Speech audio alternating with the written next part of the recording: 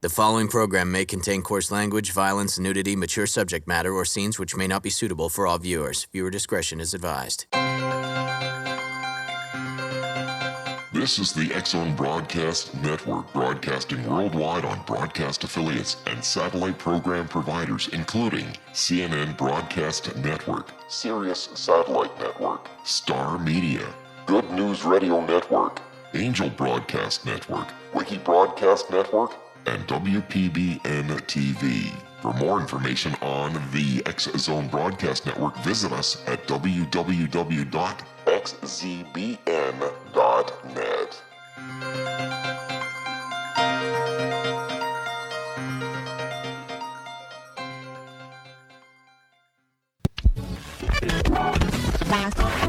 All Hit Radio.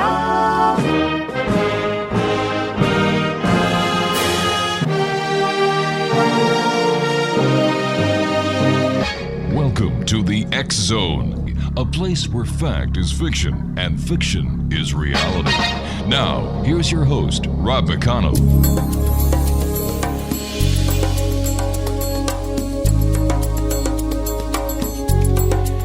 And welcome to the X-Zone, everyone. My name is Rob McConnell, and we're coming to you from our broadcast center in Hamilton, Ontario, Canada. Worldwide toll-free, 800-610-7035. My email address is xzone@xzoneradiotv.com.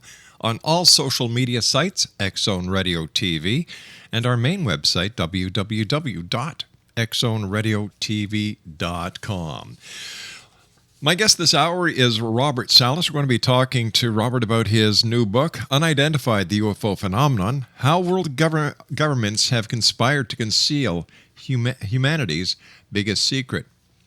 In 1969, the United States Air Force issued a statement that read, "No UFO reported, investigated, and evaluated by the Air Force was ever an indication of threat to our national security." Now, this statement is patently false. It has been proven untrue by the testimony of many military officers and airmen and documentation of incidents involving UFOs and nuclear weapons, testimonies of which the U.S. Air Force are fully aware. Unidentified details, many of these testimonies, some for the very first time. As partial justification for its position, the Air Force cites a University of Colorado study that was contracted and paid for by federal funds.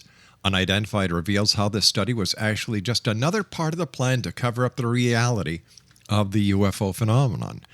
For the very first time, Unidentified publishes evidence that the investigators for the Colorado study knew about the UFO-related missile shutdown incidents, but did not investigate them or include them in their final report.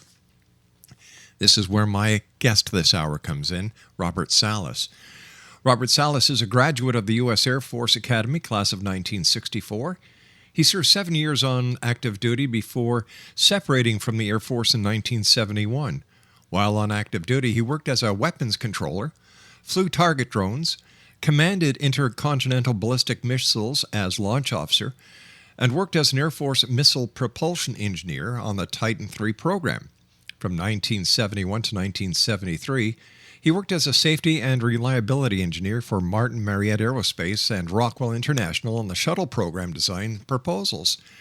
In 1974, until his retirement in 1995, he worked for the Federal Aviation Administration as an aircraft structure certification industry. Now, since 1998, he has worked as a mathematics teacher. He currently teaches and tutors mathematics. In 2005, he published the book Fated Giant with co-author James Klotz, which details his UFO incident while stationed at Malmstrom Air Force Base, Montana in 1967. On September 27, 2010, he co-sponsored a press conference at the National Press Club in Washington, D.C., where he and 6 other ex-military witnesses testified to the reality of the UFO incidents at nuclear weapon bases. Now, in May 2013, he participated in the Citizens Hearing on Disclosure, once again at the National Press Club in Washington. Mr. Salas has been publicly speaking about his incident at UFO conferences, radio, and television shows since 1996. The website, www.spiralgalaxy.org. And now joining me is Robert L. Salas. And Robert, welcome to the X Zone. Great to be with you, Rob. Robert, Thanks for that comprehensive introduction. Well, I just wanted to know the people. I just want to let the listeners know that you are a man who is well qualified, well certified. You are a witness above and beyond reproach. And you, to this very day, are saying, hey, the governments of the world have conspired to conceal the UFO phenomenon. Why? Oh, good question. Why? Based on my experience with witnesses and all the experiences I've had in testifying and talking to people, I really think this is now about culture of greed and power. There is I'm convinced, a secret group worldwide, probably staffed by people who have worked in intelligence agencies, well versed in how to hide secrets and in such an organization. And I think it's to the point now where they have worked with recovered craft and probably actual entities and know a lot. They know a lot about this phenomenon, which they're not sharing with the public. And probably some of this stuff is very valuable, both commercially and as, let's say, bargaining chips in international politics. Gotcha. Robert, stand by. We've got to take a commercial break. We'll be right back. X-Zone Nation, my very special guest this hour is Robert Salas. He is the author of Unidentified, the UFO Phenomenon, How World Governments Have Conspired to Conceal Humanity's Biggest Secret. His website is www.spiralgalaxy.org. The X-Zone, a place where people dare to believe and dare to be heard, continues on the other side of this 2-minute commercial break with yours truly, Rob McConnell. Don't go away.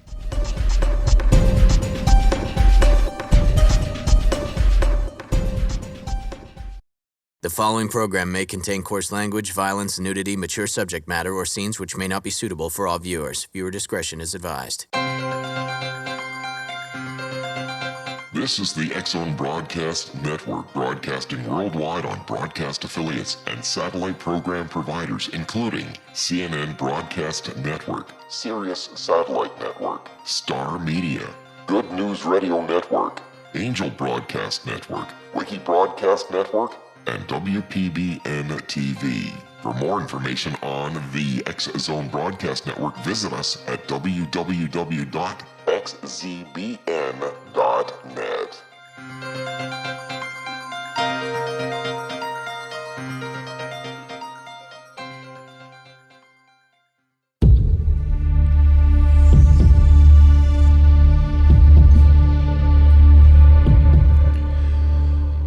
Welcome back, X-Zone Nation. My guest this hour is Robert Salas. He's the author of Unidentified, the UFO Phenomena. It's published by New Page Press, and Robert's website is www.spiralgalaxy.org. Robert, can you tell us about your March 24th, 1967 UFO encounter while you were in the Air Force? Sure. Very briefly, I was on duty at what we call Oscar Flight. It's a hardened site in control of 10 nuclear missiles. These were Minuteman I missiles at the time. On March 24th, 1967, I was down in the capsule, which is 60 feet underground. We had 6 guards or so upstairs and a secure facility.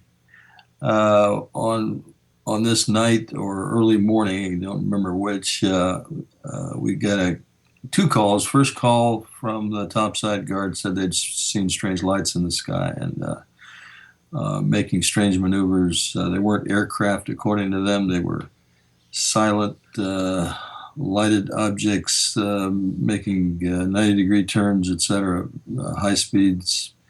I had kind of dismissed this, and then about 5 minutes later, he called back, and this time he was screaming into the phone, very frightened, and saying they were looking out at a glowing red object hovering above the front gate.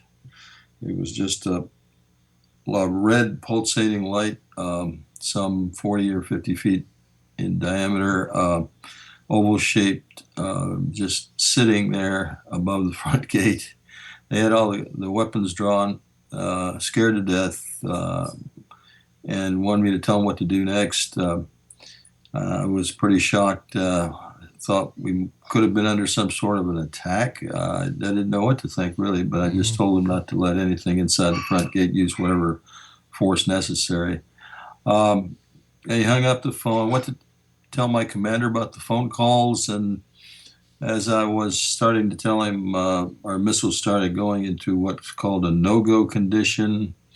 They were disabled. We got red lights on the board. We got klaxons and horns going off, and all 10 of those missiles became disabled while this object was still up there. Of course, we were locked in. I couldn't go up there and look at the object. And we went through our procedures, checked. We had a way of checking the fault, and it was guidance and control system failure for each of the 10 missiles.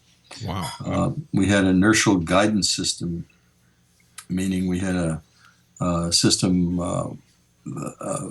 where the guidance package had to be carefully oriented and targeted, and it was more of a initial mechanical system until it got airborne. And then, of course, the computers took over to calculate its trajectory on target. But at any rate, this was just a failure of the guidance system. We had the same announcement on each of the missiles. There was no power loss, but what this object would have had to do was send a specific signal through 60 feet of earth and concrete and penetrate the cabling system, which was triply shielded from EMI, electromagnetic interference, and send a signal to each of the missiles separately, which were located about a mile or two from my facility, and then another mile from each other. So this was quite a thing. I had never experienced anything like this. There was no real explanation that the Air Force could come up with. But and we were notified, after we notified the command post, they told us that the same thing had happened at another site. And that turned out to be the Echo Flight incident, which happened about a week earlier. Similar incident, UFOs overhead, and all 10 missiles shut down while the UFOs were overhead. So within the span of 8 days, we lost 20 missiles to UFOs. Could those missiles have been reprogrammed to go back into active duty, sir? Oh, absolutely. The missiles were not damaged. The systems were not damaged. We had maintenance crews get out there right away, and most of these missiles were brought back up online within 24 hours. Wow. So it was just a matter of recalibrating the guidance system. Was there any notification from NORAD or any other radar facility that actually could collaborate the sightings that your people on the surface were having? Well, if NORAD had any radar data, I didn't hear about it. But what we did find out from our investigation was that on the same day, March 24th, same evening actually, this was called the Belt sighting, and this is well documented in Blue Book, and of course I've got these documents in my books. Right. The UFO was sighted by a truck driver. It was confirmed by Montana Highway Patrol. The UFO landed. And this UFO, or other UFOs like it, were also seen on the base, on Malmstrom Air Force Base, flying over the base flight line, and also tracked on radar. So there is at least a record of that, at least from public reporting. This comes from public reports from the newspaper.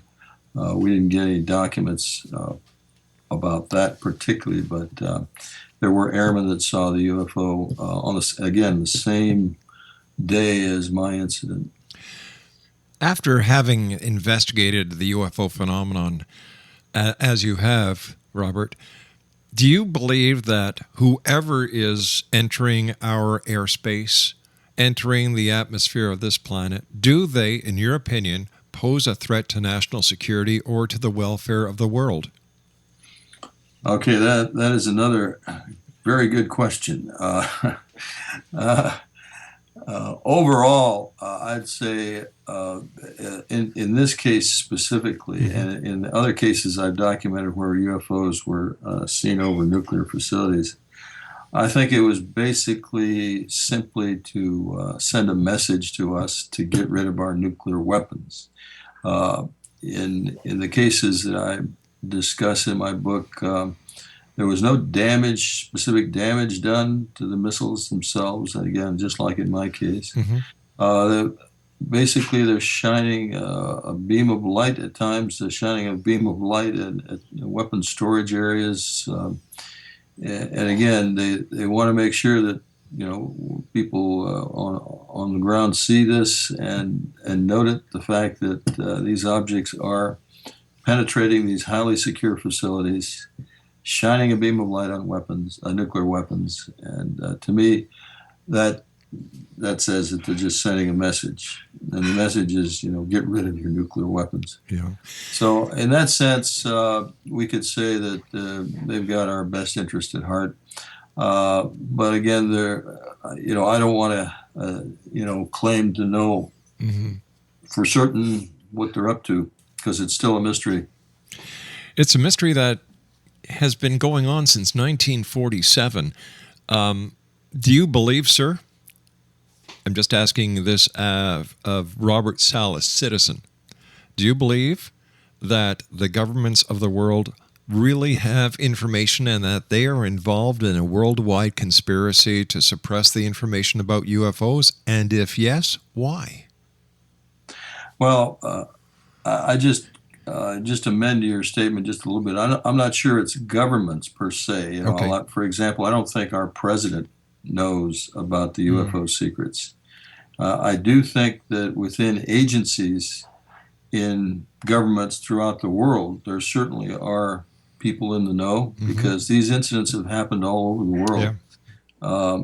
And there are people in the know that are probably working together in the form of a secret organization, which I've termed the UFO cabal, and they're holding these secrets back. Again, I think initially it was probably because they were concerned about how the public would react, how our society would be harmed by this knowledge, and things like that. But I think now it's to the point, because this phenomenon has been in the public view for so long.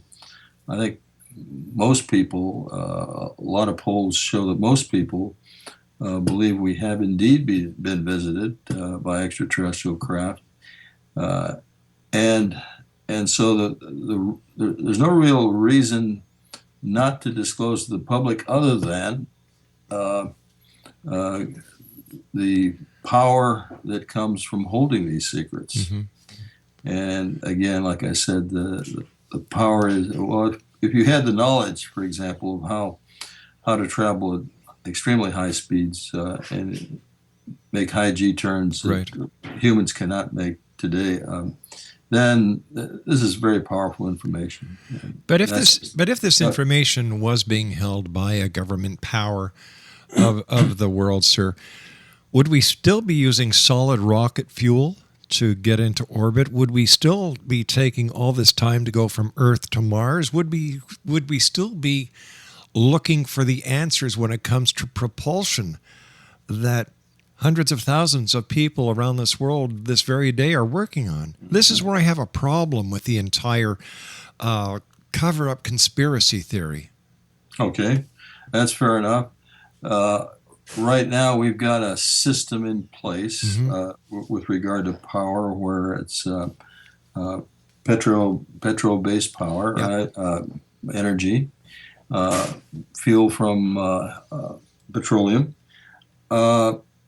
If, let's say, we introduced a free source of energy, then that would damage the, let's say, the ability of people that control the petro business to lose income. So as in any other case, follow the money.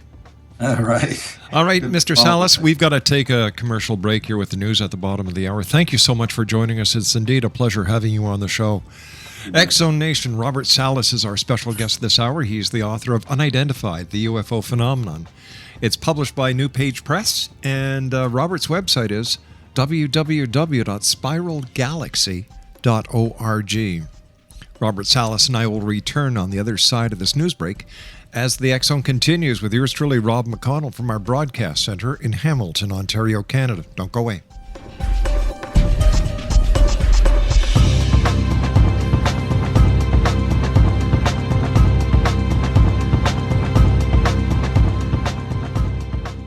The following program may contain coarse language, violence, nudity, mature subject matter, or scenes which may not be suitable for all viewers. Viewer discretion is advised.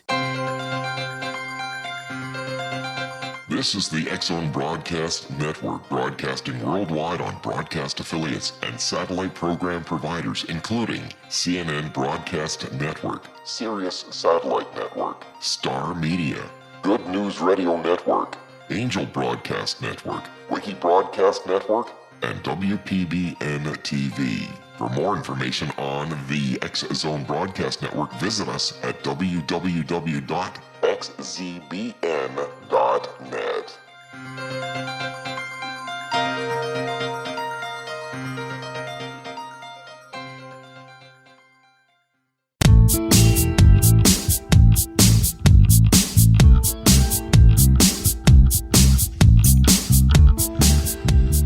Welcome back to the X-Zone, everyone. Robert Salas is our special guest. He is the author of Unidentified, the UFO Phenomenon, How the World's Governments Have Conspired to Conceal Humanity's Biggest Secret. His website is www.spiralgalaxy.org. Robert, before you had your incident, your UFO encounter on March 24th, 1967, what were your views on UFOs?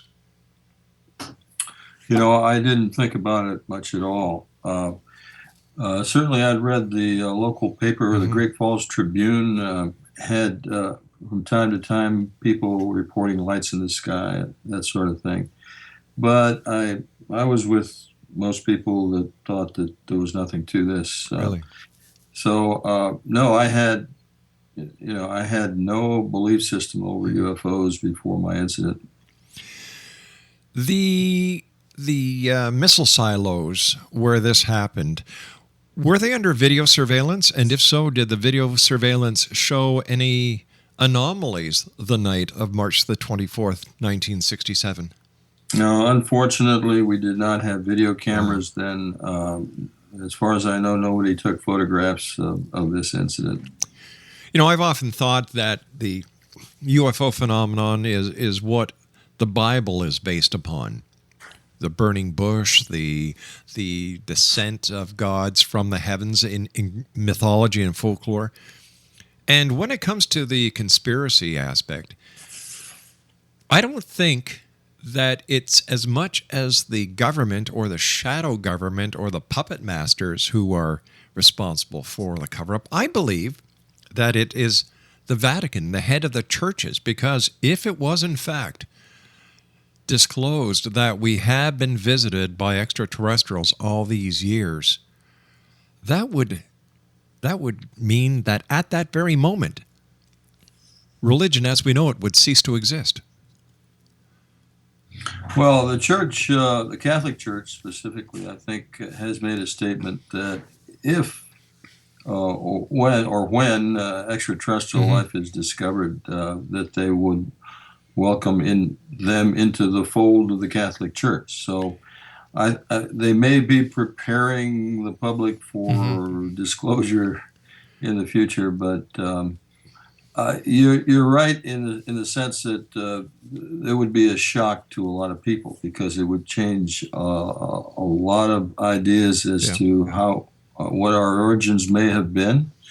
Some people think that ET may have even brought life originally to Earth, but it would definitely be a shock to our system, no doubt. Just imagine that. They wouldn't have religion as an excuse to cause war. Yes. Isn't that? There's another question I'd like to ask you. If we are being visited and by extraterrestrials, why haven't they stepped in during a nuclear crisis like at Fukushima? Why haven't they stepped in during the wars that we are continuously having on this planet? Mm-hmm. Any ideas on why? Well, in fact, in my book, I do talk about incidents that have happened even before the first nuclear explosion. There have been UFO sightings over the Hanford facility, for example, which were documented. And during World War II, during the Vietnam War, the Korean War, and even during the Iraqi War, UFOs were sighted at that time. No, they have been observers rather than interfering in our wars. Mm-hmm. We could speculate about that. One speculation might be that they want to see if we humans can somehow get along better and not have wars.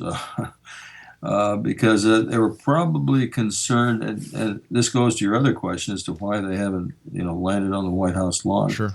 And they were probably very concerned about meeting or having some, close dealings with us because we are so warlike, and we would probably consider them enemies or at least very different from us. And you know how we've treated people that are different from us. Mind you, there's the other possibility that they may suffer the same effects as the North American First Nations did when the Westerners came over and brought plagues and disease with them, and maybe they're just concerned for their well-being. Right. I understand, Robert, that you think there was collusion between the Condon investigation on UFOs and the U.S. Air Force, and I was wondering if you could tell us why. Yeah, I have evidence to that effect. As you stated in the start of the show, the Condon investigation knew about the Malmstrom Air Force Base incidents. And the reason I know this is because I've got documents from Dr. Roy Craig, who was the chief investigator for Condon. These documents are accessible to the public. They're at the, I think, Texas A&M Archive Library, where he visits a man by the name of Ray Fowler. You may know that name, sure. Ray Fowler. Yeah. Who was part of what's called the early warning group that was to notify the Condon investigation of UFO incidents that might interest them. He actually visited Ray Fowler after Ray contacted him because Fowler was the man who had worked for Sylvania. Sylvania had an electrical contract on the Minuteman system, and when the Malmstrom incidents, both the Echo and Oscar flights went down, Fowler heard about it, and he actually heard from witnesses that saw the UFOs over the facilities. So he notified Dr. Roy Craig, the chief investigator for Condon. Mm-hmm. Craig actually visited with Fowler. Fowler gave him names, phone numbers, specifics about these incidents. Craig actually went to Malmstrom Air Force Base in October '67, and was told by the base ops officer that while there was an investigation going on, that UFOs had nothing to do with it. Craig got the message that he was not to poke his nose into this, and just turned around and went home. He did not interrogate any of the witnesses, even though he had names and phone numbers, etc. They never looked into the Malmstrom incident again. So to me, that was a clear sign of collusion. There's also documents that the Malmstrom Air Force Base UFO officer, again, this is Lieutenant Colonel Chase, lied to Project Blue Book in writing, and I have those documents. So to me, I've got good evidence where the Air Force not only lied to the Condon investigators, but also to their own offices within the Air Force. What is your opinion of the Roswell crash of 1947, sir? I think it's a very significant and true case. There have been, by my count, something like 300 witnesses that have come forward telling various aspects of the Roswell crash. And this is very well documented. I'll recommend a book by Donald Schmidt and sorry, I can't remember his co-author, but it's called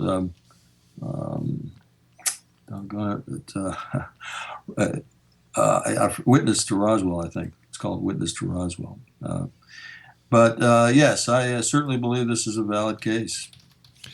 You know, another U.S. Air Force officer, Charles Hull, has come out several years ago talking about the grays that he himself took to Las Vegas, that that he was part of an area where these crafts would land and use Earth as a rest stop.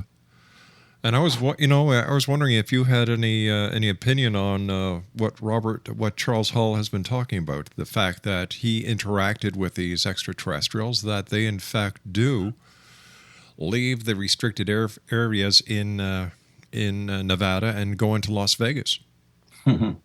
Well, I'm not going to comment specifically about that because I haven't really looked into Mr. Hull's evidence. Okay. What I will say, however, is when I started investigating these cases, I was very skeptical about some of the things I heard. But as the years have gone on and other things have come to light, I don't dismiss any of the statements by some of these witnesses out of hand. That doesn't mean I believe them. It means I simply don't dismiss them out of hand, and because this is so complex, the phenomenon is so complex that it depends on what kind of proof you'd need or what you might accept. So I'm not going to say one way or the other whether I believe Mr. Hull is correct. With all the UFO sightings that are being reported these days, Peter Davenport at the Center for UFO does a great job in archiving these events worldwide. Nick Pope does a great job in the United Kingdom. And governments around the world are releasing UFO files. Why do you think the U.S. government has not made these files public yet?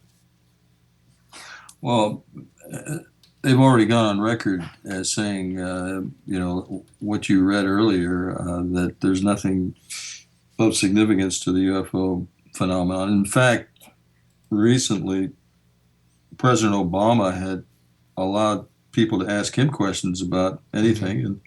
And as you probably know, Stephen Bassett wrote an inquiry to the Office of the President, asking them to release information about the UFO phenomenon. We got a response back from the Office of Science and Technology, which is right under the office within the Office of the President, stating again the same thing. We don't think we have been visited by extraterrestrial beings. There's no evidence to that, and case closed. So that's the position of the United States government. Other governments now are more open to this question, specifically Argentina, Peru. As you know, Great Britain has released Many of their files, however, recently they said, well, we withheld some that we should have released, and so they've got more files. So, but as far as the U.S. government, they are, since 1969, have been mum on the question and are not releasing any related files to UFOs.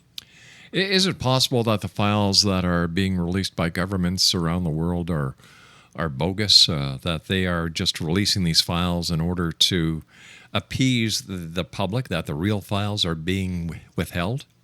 Oh, I absolutely concur with that. Yeah, I think most of the files that are being released by governments are, what I like to call lights in the sky stories. But the real good cases where there have been thorough investigations, witness testimonies, and evidence, hard evidence, those are most likely being held. And again, not necessarily by the governments, but by these agents within the governments that are part of this international cabal. As a former member of the United States Air Force, the stories that go along with UFO sightings where people are visited by men in black, what's your opinion? I've heard these stories, in fact, from other witnesses that now these so-called men in black, some of the witnesses claim that these were not humans, that they were hybrids or extraterrestrials dressed in black. But certainly there are agents, again, working for the cabal, that one of their tasks is certainly to keep witnesses quiet or to collect information from witnesses. You mentioned the Roswell story. Many of those witnesses were threatened with their lives, the lives of their offspring, etc., at the time. So there are certainly people, you can call them men in black if you like, that are working for the cabal, whose job it is to discredit witnesses, to interrogate witnesses, and possibly even threaten them, or worse. Why did the government stop Project Blue Book? Well, the statement issued in 1969 by the Air Force says that there was no reason to have a public reporting of the UFO phenomenon because the Air Force was no longer going to investigate UFO cases. And that itself is a lie, because the Air Force continued to investigate cases after 1969. We know that. There was a 1975 case at Malmstrom Air Force Base, again. UFOs affected nuclear weapons, which was investigated by the Air Force, and there have been many others. All right, please stand by. Robert, you and I have to take our final break for this hour. X-Zone Nation, Robert Salas is our very special guest this hour. www.spiralgalaxy.com. That's www.spiralgalaxy.com, and Robert is the author of Unidentified, the UFO Phenomenon, How World Governments Have Conspired to Conceal Humanity's Biggest Secret. And Robert and I will be back on the other side of this commercial break as we wrap up this hour here in the X-Zone from our broadcast center in Hamilton, Ontario, Canada. Don't go away.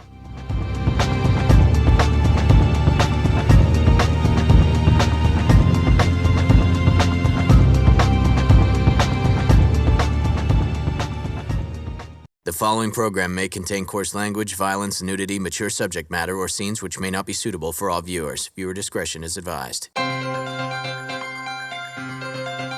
This is the X-Zone Broadcast Network, broadcasting worldwide on broadcast affiliates and satellite program providers, including CNN Broadcast Network, Sirius Satellite Network, Star Media, Good News Radio Network, Angel Broadcast Network, Wiki Broadcast Network, and WPBN TV. For more information on the X-Zone Broadcast Network, visit us at www.xzbn.net.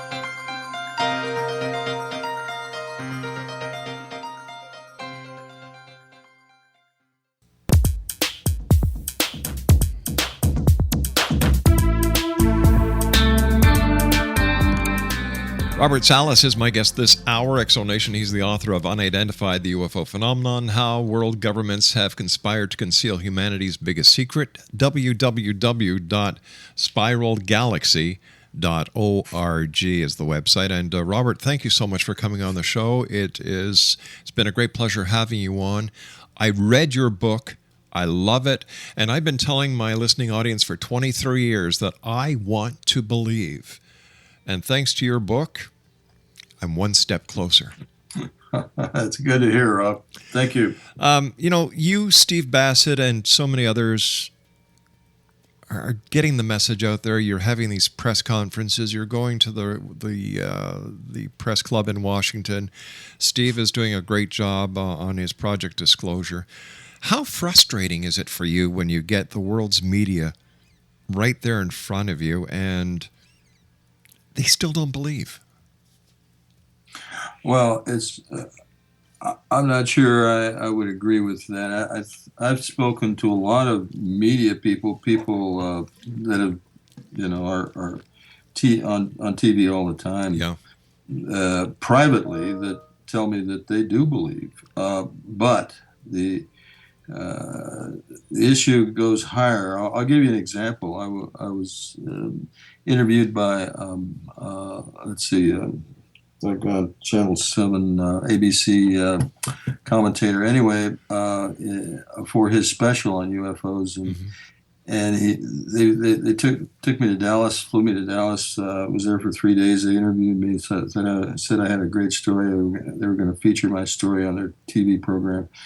And a week before it was to air, I get a call saying that they couldn't put it on. And they didn't give me a reason. But again, I think the powers above them stifled the show, or at least my part of it. Unreal.